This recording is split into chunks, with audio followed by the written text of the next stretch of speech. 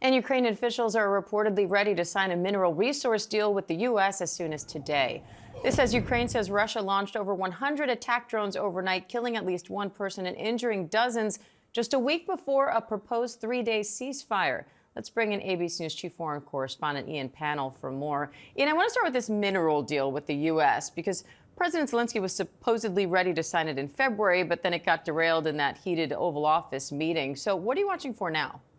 Yeah, I mean, it got derailed not just because of the tone of the meeting, but because of the content of the document that was being proposed by the United States. It was a non-starter for Zelensky. He has to get it ratified by the Ukrainian parliament, and it was totally unsellable. Essentially, the first draft of the deal was looking for Ukraine to pay back all the money that the United States had spent on military and other assistance. There were figures used by President Trump, which were certainly far larger than the actual amounts that had been spent.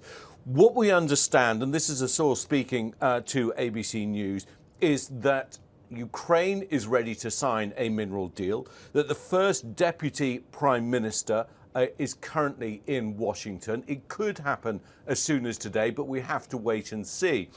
A number of outlets are reporting this, and certainly what's out there suggests that perhaps this deal will essentially cover any future assistance given by the United States to Ukraine in its ongoing conflict with Russia. And I think that would be highly significant if that change is made. But we have to wait and see what the detail is.